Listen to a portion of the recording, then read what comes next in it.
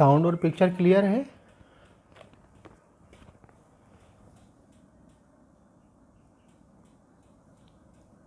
आवाज़ आ रही है आपको?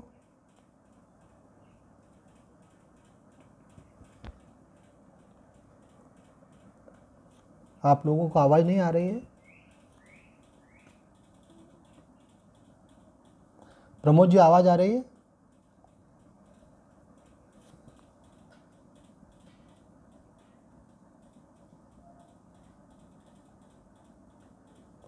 अब आ रही है आवाज़? आ रही है, ठीक है, स्टार्ट करते हैं।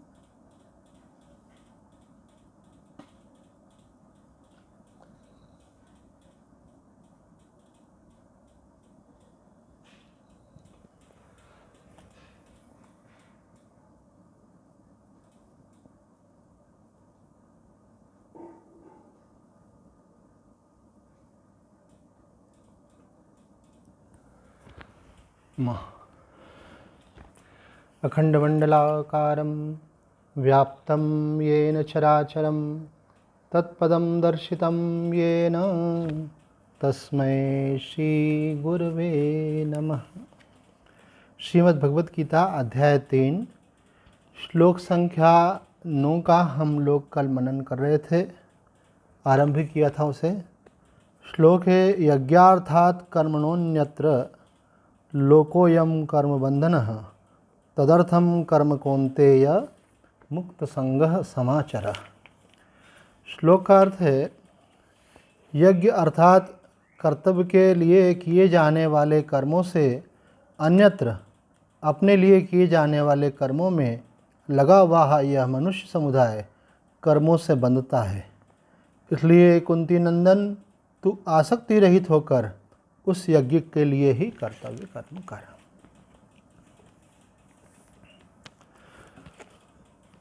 इसमें जिन बिंदुओं पर हमने चर्चा की थी उसमें पहली बात ये थी कि यज्ञ कर्म जो है गीता का एक अपना विशिष्ट शब्द है और उसका अर्थ जो है वो केवल भविष्य को अग्नि में डालना ही मात्र नहीं है, बल्कि जितने भी कर्म निष्काम भाव से किए जाते हैं, निस्वार्थ भाव से किए जाते हैं, वे सभी कर्म यज्ञ कर्म कहलाते हैं।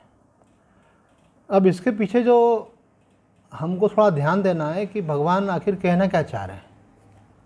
भगवान ये कहना चाह रहे हैं कि देखो, ये जो सृष्टि चक्र चल रहा है पूरा, इस सृष्टि चक्र के पीछे एक फैक्टर काम कर रहा है। मनुष्य के मन में कुछ कामना थी, उस कामना की पूर्ति के लिए उसने कर्म किया, कर्म करने से उसको कुछ फल मिला, उस फल का उसने भोग किया, भोग में उसको जो सुखानुभूति हुई उसके कारण से पुनः भोग की उसके अंदर कामना उत्पन्न हुई। एक बार हो गया, अब दोबारा चाहिए। उस आकांक्षा की पूर्ति के लिए उसने कर्म फिर से किया। तो कर्म और भोग ये एक चक्र है जिसमें जीव फंसा हुआ है। अगर किसी से पूछा जाए कि भाई आपका जन्म क्यों हुआ है, तो कर्मयोग के अनुसार हमारा जन्म इसलिए हुआ है कि हमने पिछले जन्म में जो पुण्य कर्म किए थे, जो शुभ कर्म किए थे, उनका फलोपभोग करने के लिए हमको यह जन्म मिला है। अब इस जन्म में हमारे जीवन में हम देखते हैं कि प्रारब्ध के अनुसार कुछ अनुकूलताएं हमको प्राप्त होती हैं, लेकिन एक चीज़ भगवान ने हमको जो स्वातंत्र दे रखी है कि केवल हम भोग के लिए स्वतंत्र नहीं है बल्कि कर्म के लिए भी स्वतंत्र है। फिर हम नवीन कर्म करते हैं। पुराने भोग तो भोग लेते हैं, फिर दूसरों को देखते हैं, देखने से, सुनने से और अपने अनुभव से फिर वापस से नए भोगों की इच्छा जागृत होती है, तो मनुष्य फिर कर्म में प्रवृत्त होता है। तो ये जो चक्र है, इस दुष्चक्र में जीव फंसा हुआ है। कर्म और भोग, भोग और कर्म, कर्म और भोग से कर्म, कर्म से भोग, ये। अब इस चक्र से बाहर कैसे निकले? तो भगवान कहते हैं कि देखो, इससे अगर तुमको निकलना है तो तुम्हें कर्म तो करना ही है, लेकिन अब कौन सा कर्म करना है? यज्ञ कर्म करना है। यज्ञ कर्म का सीधा सरल अर्थ यह है कि जब आप अपने स्वार्थ के लिए, अपने लिए, अपनी कामना पूर्ति के लिए, अपने सुख आराम सुविधा के लिए कर्म नहीं करेंगे तो ही वो यज्ञ कर्म होगा। लेकिन बड़े आश्चर्य की बात है, देखो आप संसार में किसी व्यक्ति से जो सत्संग से जुड़ा हुआ नहीं हो, उससे अगर पूछो तो अथवा उसकी साइकोलॉजी को देखो और समझो तो आपको दिखेगा कि संसार में हर मनुष्य अपनी सुख सुविधा सुरक्षा सम्मान इसके लिए ही कर्म में लगा हुआ है। तो जब तक वो मनुष्य उसमें लगा रहेगा तो ये सृष्टि चक्र चलता रहेगा, उसका ये कर्म बंधन बना रहेगा। तो मनुष्य के मन में आता है कि ये कौन सा तरीका है भाई इस चक्र से निकलने का कि हम अपने लिए कुछ भी नहीं करें। तो भगवान पहले कहते हैं, पहले ये भी आपको क्लियर होना चाहिए अपने लिए से मतलब क्या है। अपने से मतलब शरीर नहीं है, अपने से मतलब आत्मा है। आत्मा के लिए किसी प्रकार कर्म की अपेक्षा नहीं है। तो पहले तो आपको दो चीज़ों को सेपरेट करना होगा कि एक है शरीर, दूसरा है आत्मा। और आप कौन हैं? तो अभी जो अपनी लोकेशन अपन ने डाल रखी है वो शरीर में डाल रखी है। जब तक अपनी लोकेशन शरीर में होगी तब तक शरीर के लिए कर्म करने की प्रवृत्ति बनी रहेगी, शरीर के सुख के लिए, सुविधा के लिए, सुरक्षा के लिए, सम्मान के लिए। लेकिन जब अपनी लोकेशन बदल दिया अपन ने विवेक के द्वारा, दोनों को अलग अलग कर दिया है ना। आजकल लोग लोकेशन डालते हैं ना अपनी कि आप पता कर लो कि हम कहाँ हैं, मोबाइल में डाल दी लोकेशन। तो अब भगवान यहाँ आपको बता रहे हैं आपकी लोकेशन कहाँ है। अगर सही लोकेशन पे अगर आप आ गए तो भगवान से आप जुड़ जाओगे और आपका जीवन आनंदमय हो जाएगा। तो बोले भाई बुद्धि से तो समझ में आता है, बुद्धि से ये बात समझ में आती है कि जो भगवान समझा रहे हैं और संत समझा रहे हैं कि मेरी वास्तविक लोकेशन आत्मा है, लेकिन फिर भी मैं बार बार अपने को देह क्यों अनुभव करता हूँ, देह से तादात्म्य क्यों नहीं टूटता। बोले हाँ ये इम्पोर्टेंट पॉइंट है। जानकारी तो बहुत हो गई आत्मा के बारे में, लेकिन स्थिति आत्मा में क्यों नहीं हो रही है। तो वही बात यहाँ कर्मयोग में बताई है कि अब तक आपने अपने को शरीर मानकर शरीर के लिए कर्म किए, अब आप अपने को आत्मा मान करके अपने लिए नहीं कर्म करें, दूसरों के लिए कर्म करें। अब तक आप अपने को सुख पहुंचाने के लिए कर्म करते रहे, अब दूसरों को सुख पहुंचाने के लिए कर्म करें।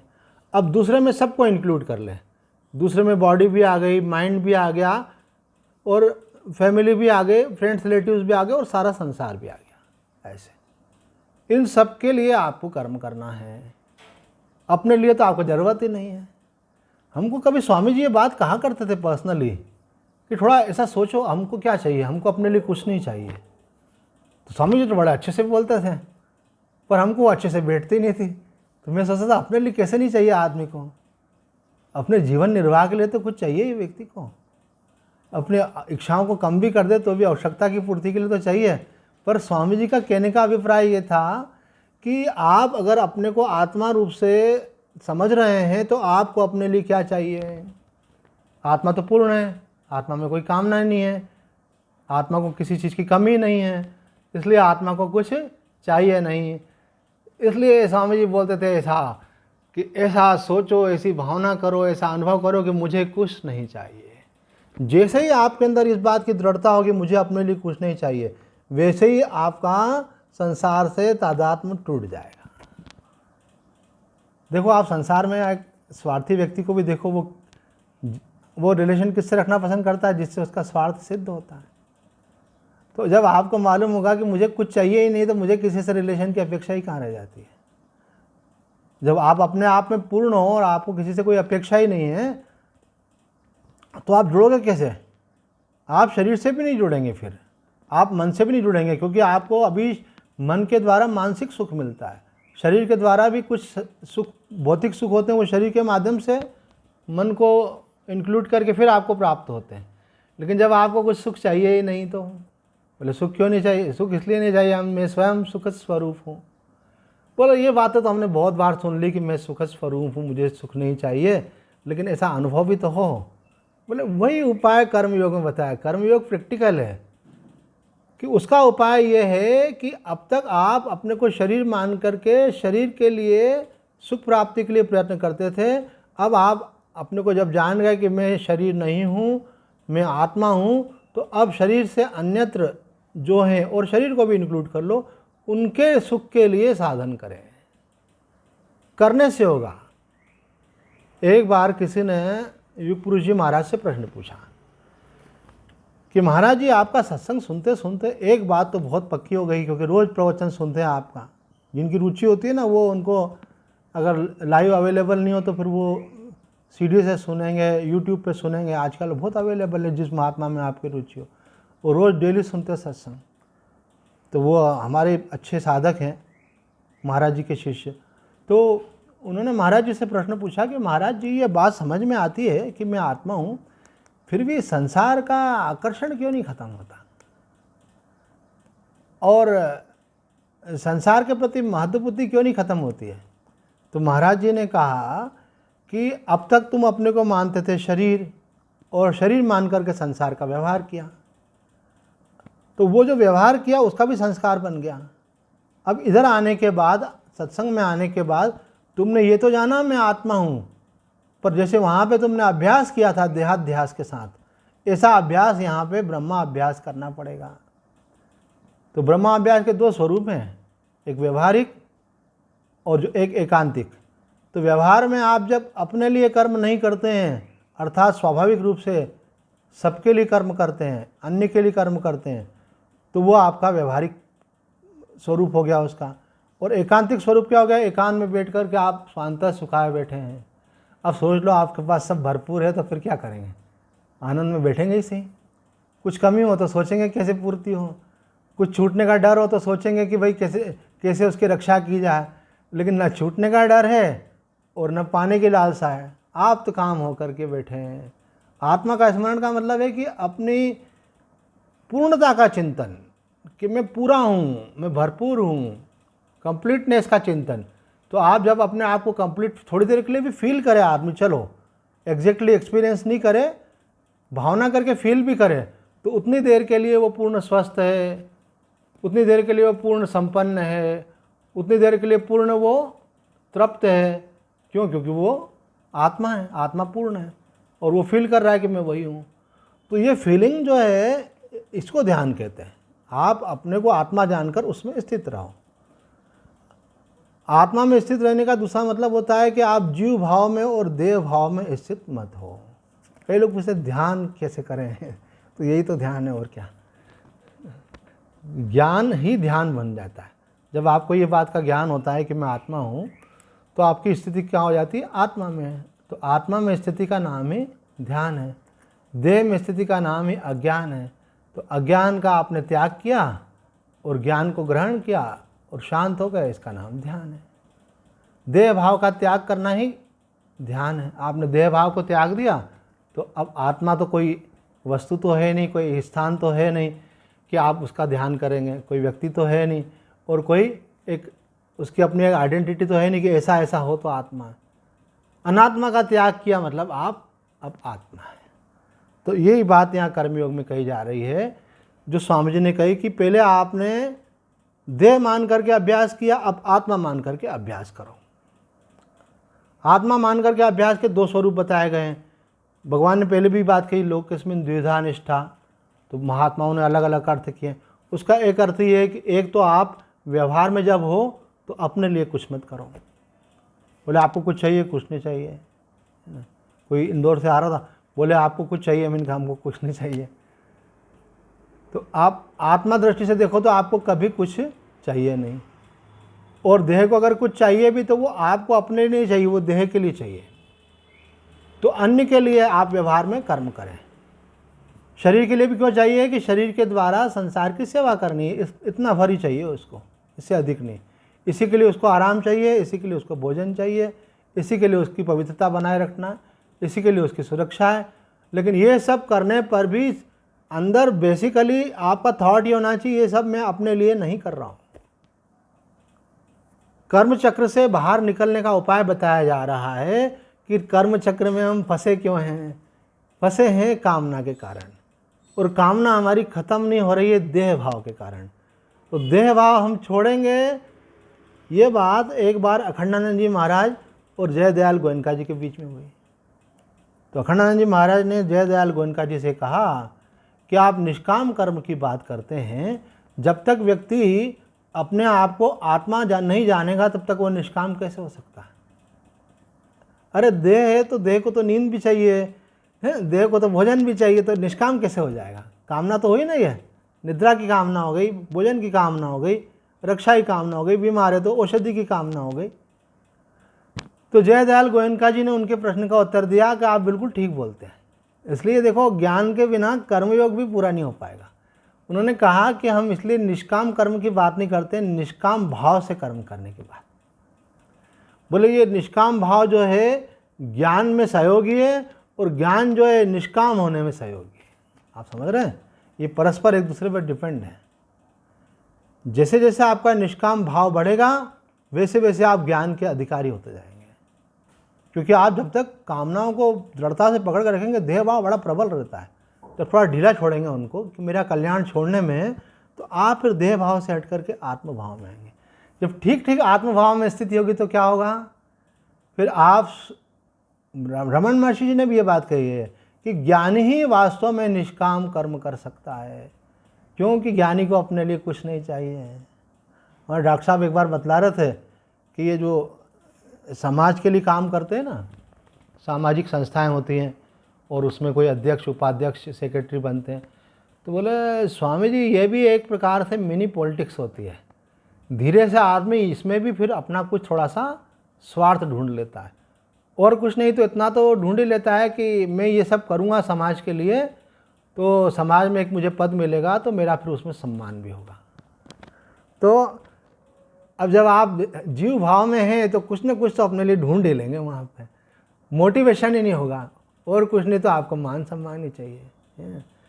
तो वो सब कॉन्शियस में रहता है, पीछे रहता है। बाहर से दिखेगा आप सबके लिए कर रहे हैं, लेकिन जब सब लोग बोलेंगे आप बड़े महान हैं, तो बोले नहीं नहीं इसमें क्या बात है, मेरा कर्तव्य है। लेकिन अंदर से आपको उनके वो फीडबैक मिलता रहेगा। हाँ ऐसे तो आप देखेंगे कि सूक्ष्म रूप से आपके मन में कोई न कोई कामना रहती है, जब तक आप अपने को एक व्यक्ति मान करके चलते हैं। इसलिए ये जो ज्ञान योग है, इसका आप किसी भी परिस्थिति में परित्याग नहीं कर सकते अगर आप अपना कल्याण चाहते हैं तो। ज्ञान योग में बताया है कि आप शरीर नहीं हो, आप आत्मा हो। और स्वामी जी ने तो बिल्कुल स्पष्ट कर दिया कि चाहे कर्म योग हो, चाहे भक्ति योग हो, सब में एक बात बहुत आवश्यक है कि आपको ये बात पक्की करना चाहिए कि मैं शरीर नहीं हूँ।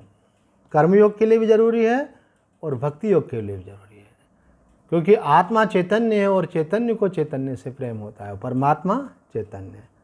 तो भक्ति के लिए भी आपको देह भाव को छोड़ना पड़ता है, तब आपका परमात्मा से वास्तविक प्रेम होता है। जब तक आप अपने को देह मानेंगे तो देह क्या है, संसार का अंश है, तो संसार के प्रति आकर्षित होगा। और जहाँ देह भाव छोड़ा और आप चैतन्य भाव में आए, तो आत्मा चैतन्य, परमात्मा चैतन्य, चैतन्य का चैतन्य के प्रति सहज स्वाभाविक आकर्षण होता है। ऐसे तो इसी का नाम भक्ति है। Spontaneous flow of love towards God. Swami Satyanand ji ने दी परिभाषा भक्ति की क्या है? सतत परमात्मा के प्रति जो प्रेम का प्रवाह है, उसी का नाम भक्ति है। तो भगवान के प्रति प्रवाह क्यों नहीं हो रहा है ना? एक साधक आगे बोल रहे थे, स्वामी जी आप ऐसा आशीर्वाद दो कि जैसा प्रेम मीरा के अंदर कृष्ण के प्रति था, वैसा हमारे अंदर हो, और जैसी लगन कबीर और नानक जी के अंदर थी, वैसी लगन हमारी भी हो। तो वो स्वामी जी कहते हैं वो सबके अंदर ऑलरेडी है, क्योंकि सहज स्वाभाविक आपका आकर्षण परमात्मा की तरफ ही है, लेकिन वो ढक गई है, छुप गई है, वो प्रतीत नहीं हो रही है, अनुभव में नहीं आ रही है, वो अपनी पूर्णता को प्राप्त नहीं हो पा रही। कारण क्या? कि हम उसकी पूर्ति दूसरी चीज़ों से कर लेते हैं। जब तक हम देह मान करके संसार की चीज़ों में अटके रहेंगे, फंसे रहेंगे, उनकी मांग बनाए रखेंगे, तब तक परमात्मा की प्राप्ति कैसे होगी? एक व्यक्ति बोले, स्वामी जी मार्ग तो वही अच्छा है जिसमें हमको संसार में भी हर प्रकार का सुख मिले और मोक्ष भी मिले। तो मैंने कहा बात तो सही बोली आपने, लेकिन आप अगर संसार को पकड़ोगे तो परमात्मा की तरफ आपकी गति नहीं हो पाएगी। जड़ को पकड़ोगे तो चेतन की तरफ कैसे गति होगी? और जब आप चैतन्य की तरफ जाओगे तो संसार तो भाई लक्ष्मी किसकी है? नारायण की है। अगर नारायण के पास जाओगे तो लक्ष्मी तो आपका मिल गई ना अपने आप ही। परमात्मा की तरफ जाओगे तो आपके लिए जो कुछ आवश्यक है वो परमात्मा की माया अपने आप आपका पालन करेगी। ये बात कल भी हम पढ़ रहे थे स्वामी जी की वाणी में कि जो परमात्मा की तरफ चलता है तो परमात्मा की माया उसका सहज स्वाभाविक ही पालन और रक्षण करती है, उसको चिंता नहीं करनी पड़ती है। भगवान के भक्त को कोई फिक्र नहीं करनी पड़ती, पर भगवान का भक्त होना चाहिए, आधा आधा नहीं होना चाहिए, है ना। सोचे संसार की अनुकूलता रहे तो परमात्मा का भजन करूं, बोले नहीं मुझे तो परमात्मा का भजन करना है, फिर अपने आप जो कुछ आवश्यक होगा वो भगवान जुटा देंगे। तो भगवान कहते हैं यज्ञार्थात् कर्मणोऽन्यत्र लोकोऽयं कर्म बंधन। यज्ञार्थ कर्म करो, अर्थात अपने मन में स्वामी जी ने यहाँ पे एक बात कही है कि साधक किसको कहते हैं? साधक उसी को कहते हैं जो सतत सजग रहता है, सजग रहने वाला ही साधक है। अब सजगता क्या रखनी है? अलग अलग एंगल से सजगता की बात कही जाती है। बोले एक कर्म योगी को इसी बात की सजगता रखनी है कि मेरे किसी कर्म में कामना तो नहीं घुस रही है, घुस रही है तो बोले हटाओ, इसको डिलीट करो, यहाँ से इसको इसमें से हटा। अगर वो रहेगी तो आप कर्म योगी नहीं बन पाएंगे, आपका योग नहीं हो पाएगा। योग नहीं होगा तो परम आनंद की अनुभूति नहीं हो सकती, स्थिति नहीं हो सकती है। तो आपको सतत सजग रहना चाहिए कि मेरा कहीं कोई स्वार्थ और कामना तो नहीं आ रहा है किसी कर्म में। अब यहाँ तो खैर क्या है कि ठीक अपोजिट चल रहा है। संसार में मनुष्य तो हर संबंध में ये खोज रहा है कि मुझे क्या मिलेगा, अपनी सुरक्षा सोच रहा है, अपनी सुविधा सोच रहा है, अपना सम्मान सोच रहा है, अपना सुख सोच रहा है। तो ये सब सोच तो कर्मयोग के ठीक उल्टी है। कई लोग बोलते हैं स्वामी जी ज्ञान योग बड़ा कठिन है, भक्ति योग बड़ा कठिन है, कर्म योग हम कर सकते हैं। फिर भी कर्मयोग इसको बोलते हैं, कर्मयोग जिसमें आपका कोई व्यक्तिगत लाभ का कोई स्थान ही नहीं है, आपकी कोई कामना नहीं है, कोई स्वार्थ नहीं है। तो साधक को इस बात के लिए सतर्क रहना है। भगवान कह रहे हैं यहाँ के यज्ञार्थात् कर्मणोऽन्यत्र लोकोऽयं कर्म बंधन। अन्यत्र कर्म जो है वो बांधने वाला है। अब बोले अन्यत्र कर्म क्या है? जितने भी सकाम कर्म हैं वो सब अन्यत्र कर्म हैं। आप देखो संसार में हर मनुष्य जो काम कर रहा है उसे पूछा जाए क्यों कर रहे हो, तो उसका उत्तर क्या होता है? मैं अमुक अनुकूलता अमुक फल की प्राप्ति के लिए कर्म कर रहा हूँ। ये गलती होती है। साधक बनने के बाद आपको ये बात समझ में आ जाती है कि मुझे कर्म करना है किस लिए? कि भगवान ने मुझे ये सेवा दी इसलिए। एक विद्यार्थी जो है इसलिए पढ़ाई करे कि मैं बीइंग ए विद्यार्थी मेरा ये कर्तव्य है, मुझे भगवान ने मुझे ये कर्तव्य दिया है, मुझे अपना कर्तव्य अच्छे से करना है। बोले क्यों करना है? बोले भगवान ने मुझे सेवा दी इसलिए करना है, मुझे ये कर्म दिया इसलिए करना है। तो जिसको जहाँ रखा है उसको अपना कर्तव्य कर्म करना है, लेकिन किसी फल की आसक्ति के कारण नहीं, किसी फल के आग्रह के कारण नहीं। फल का ज्ञान तो होता ही है, भाई पढ़ेंगे तो परीक्षा में सफल होंगे, सिलेक्ट होंगे, आगे के लिए जो है रास्ते खुलेंगे, ये समझ तो रहती है, समझ नहीं रहती ऐसा नहीं है, लेकिन उसका आग्रह नहीं रहता है। बोले भगवान ने मेरे को कर्तव्य दिया, अपना मैं कर रहा हूँ। एक व्यक्ति है दुकान खोली है, दुकान चला रहा है, एक व्यक्ति है कोई नौकरी करता है, कोई जॉब करता है, कर रहा है अपना। बोले भगवान की दी हुई ड्यूटी कर रहे हैं अपन, बॉस की ड्यूटी नहीं कर रहे हो। कई लोग अपने को सरकारी नौकर बोलते हैं, सरकार की ड्यूटी नहीं कर रहे हो आप उसकी ड्यूटी कर रहे हो। अगर सरकार भी है तो आपकी वो सरकार है, परमात्मा। तो बोले हम तो उनका काम कर रहे हैं। तो यहाँ बोल रहे हैं कि जब आप किसी कामना से कर्म करते हैं तो वो कर्म आपका अन्यत्र कर्म कहलाता है। वो भगवान बोल रहे हैं अन्यत्र कर्म ही जीव को बांधने वाला है। देखो साधारण मनुष्य के लिए गलत काम अगर कोई करता है तो बोलते हैं कि ये ठीक नहीं है, नहीं करना चाहिए। लेकिन साधक के लिए कहा है कि केवल गलत काम ही नहीं छोड़ना है आपको, निषिद्ध कर्म के साथ साथ आपको सकाम कर्म का भी त्याग करना है। तो सकाम कर्म में कर्म का त्याग नहीं करना, सकामता का त्याग करना है। अर्थात धनोपार्जन के लिए आप बिजनेस मत करो, धनोपार्जन के लिए नौकरी मत करो। तो बोले फिर नौकरी पे जाएंगे क्यों? भगवान बोले फिर बैठ जाओ चुपचाप। बोले चुपचाप बैठ नहीं सकते, किए बिना रह नहीं सकते। तो इसीलिए किए बिना नहीं रह सकते, इसलिए किया जाता है, धन के लिए नहीं किया जाता है। वो ऊर्जा है, वो दिशा मांगती है। आप कर्म करेंगे स्वाभाविक रूप से उसका फल तो लौट करके आएगा ही। पर मनुष्य घाटे का सौदा इसलिए कर रहा है कि वो समझता है कि कामना से कर्म करूंगा तो सफलता मिलेगी। भगवान यहाँ पे स्पष्ट कर रहे हैं कि अन्यत्र कर्म का मतलब है कि कामना से कर्म भी नहीं करना है और निषिद्ध कर्म भी साधक को नहीं करना है। अब एक बहुत सूक्ष्म बात है, अगर आपको ये अगर शास्त्र की वाणी सुनाई नहीं जाए तो आप भी एक बार तो हाँ कर देंगे। अच्छा, जीवन निर्वाह के लिए तो कर्म करेगा मनुष्य, स्नान करना है, भोजन करना है, विश्राम करना है। अगर ये नहीं करेंगे तो जिएंगे कैसे भाई? तो स्वामी जी कह रहे हैं कि निर्वाह बुद्धि से भी कर्म नहीं करना चाहिए साधक को। एक बार कॉन्सेप्ट क्लियर होंगे तो उसकी तरफ ध्यान जाएगा आपका, नहीं तो आदमी गलत कॉन्सेप्ट को लेके चलता रहता है।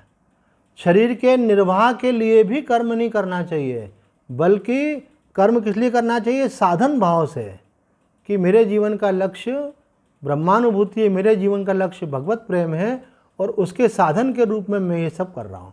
सोना भी किस लिए है? शरीर अगर आराम करेगा तो भजन करेगा, सेवा करेगा, अपने बाकी कर्तव्य करेगा। शरीर भोजन करेगा, शरीर में ऊर्जा होगी तो सत्संग सुनेगा, सुनाएगा, पढ़ेगा, है ना, साधना करेगा। भोजन भी उसके लिए आवश्यक है, अपने कर्म कोई भी करने हो तो शरीर की ऊर्जा जो है वो किसके लिए है? कि ऊर्जा के द्वारा कर्तव्य पालन हो रहा है। उस ऊर्जा की प्राप्ति के लिए आप विश्राम भी कर रहे हैं, भोजन भी कर रहे हैं, औषधि भी ले रहे हैं, जो कुछ आवश्यक है वो सब कर रहे हैं उसके लिए।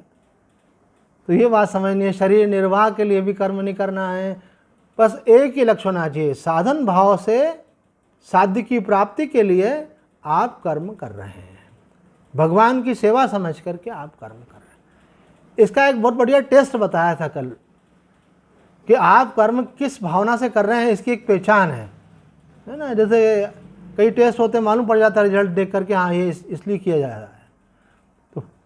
तो यहाँ पे बताया गया है कि कर्म जब पूरा हो जाता है तो लास्ट में आपकी मन की स्थिति क्या रहती है। तो लास्ट में आपकी कर्म करने के बाद अगर भगवान के लिए कर्म कर रहे हैं तो आपकी स्थिति ये होगी कि आपका मन भगवान में टिक जाएगा, और अगर किसी अन्य प्रयोजन से कर रहे हैं तो उस कर्म को करने के बाद जिस प्रयोजन में आपका मन था उसमें आकर मन टिक जाएगा। फॉर एग्जाम्पल, कोई व्यापारी व्यवसायी कोई व्यापार करता है तो दुकान जब बंद करता है तो आखिरी में उसको क्या ख्याल आता है कि आज कितना फ़ायदा हुआ, आज कितना काम निपट गया, कितने लोगों से पेमेंट लेना था वो आ गया, कितने नए ऑर्डर मिल गए। लास्ट में निकलते समय जब वो ताला लगा के घर की तरफ जाएगा तो उसको यही थॉट रहेगा काम के बारे में। लेकिन अगर कोई भगवान का भक्त है और वो ये सोचता है कि भगवान ने मुझे सेवा दी, मैं मुझे सावधान रहना है, इस प्रकार से कर्म करना है कि कोई दोष नहीं हो और भगवान मेरी सेवा से प्रसन्न हो, तो आखिरी में जब निकलेगा उसका मन बड़ा शांत और प्रसन्न होगा, और उसको ऐसा लगेगा कि भगवान मुझसे प्रसन्न है, इसीलिए मुझे इतनी शांति का अनुभव हो रहा है। तो आप जिस उद्देश्य से कर्म करते हैं तो कर्म करने के अंत में आपकी उस उद्देश्य में स्थिति है। यहाँ कहा है लोकोयम कर्म बंधना, इस श्लोक में कहा यज्ञार्थात कर्मणोन्यत्र लोकोयम कर्म बंधना। तो यहाँ पे कह रहे लोको अयम लोका, इस बात को भी थोड़ा सा गंभीरता से एकांत में अकेले में रियलाइज करना चाहिए कि we have got a golden chance. हम चूक रहे हैं उस बात को। हमारा बहुत सारा जीवन निद्रा में चला जाता, 1/3 लाइफ सोने में चली जाती है। हमारा बचपन और बुढ़ापा कुछ बन नहीं पाता, जब एकदम अस्वस्थ हो जाएंगे कुछ बन नहीं पाएगा। बचपन जो है नासमझी में चला जाता है, उसके बीच में भी बहुत सारी इच्छाएं होती हैं, कर्तव्य होते हैं, उनके कारण बहुत ऊर्जा चली जाती है। बहुत थोड़ा सा समय आपको लाइफ में मिलता है, उस समय का अगर आपने सदुपयोग नहीं कर लिया तो ये लाइफ अगर निकल गई। अभी कोई साधक आए थे इंदौर से, तो बोल रहे थे स्वामी जी अच्छे बहुत सारे संतों का संग किया उन्होंने, और एक बड़े आश्रम में अध्यक्ष के पद पे रहे, अभी भी किसी पद पर हैं, हमेशा धार्मिक आयोजन करते रहते हैं। तो उन्होंने ये प्रश्न पूछा, तो मुझे समझ में आता है कि ये तो बहुत सारे लोगों का प्रश्न होता है। तो उन्होंने ये प्रश्न पूछा कि स्वामी जी मतलब मनुष्य के जन्म में अगर किसी की मुक्ति नहीं हुई तो अगला जन्म फिर उसको फिर चांस मिलेगा मनुष्य का मुक्त होने के लिए। तो मैंने कहा शायद आप हमारा रेगुलर सत्संग नहीं सुन रहे हैं। वो प्रसंग आप लोगों को हम फिर से रिपीट कर रहे हैं जिन लोगों ने नहीं सुना होगा, कि जय दयाल गोयनका जी के मित्र हनुमान दास गोयनका, हनुमान दास पोद्दार जी की बात नहीं कर रहे हैं, हनुमान दास गोयनका जी का प्रसंग उन्होंने सुनाया कि हम दोनों 200 वर्ष पहले मित्र थे। कितने? 200 वर्ष पहले मित्र थे, और दोनों ने मिलकर के डिसाइड किया था कि संन्यास लें। और संन्यास लेने के बाद जब भगवान की खूब भक्ति की तो इनको खूब यश और धन की प्राप्ति हुई, मुझे भी हुई, लेकिन मैं निर्लिप्त बना रहा। और इनके साथ क्या हुआ? ये लिप्त हो गए। उसके कारण से पिछले 200 वर्ष इनके नीचे की योनियों में कटे और मैं दिव्य लोकों में रहा, अब फिर से वापस मनुष्य बने हैं। तो साधक सावधान नहीं रहा तो अगला जन्म मनुष्य का मिलेगा, ये जरूरी नहीं है। बहुत लंबी यात्रा हो सकती है। समय को देखते हुए यहाँ विराम देते हैं। ओम पूर्णमदः पूर्णमिदं पूर्णात् पूर्णमुदच्यते पूर्णस्य पूर्णमादाय पूर्णमेवावशिष्यते। ओम शांति शांति शांति। एक बात और बोलते हैं, स्वामी जी ने कहा है गीता जी का एक अध्याय रोज पाठ करो, इस बात की गारंटी देते हैं अगला जन्म मनुष्य का मिल जाएगा। मुक्ति के लिए तो बहुत कुछ बताया है, लेकिन अगला जन्म मनुष्य का मिल जाए इसके लिए गीता जी का एक अध्याय रोज पढ़ोगे तो आपका अगला जन्म मनुष्य का बन जाएगा।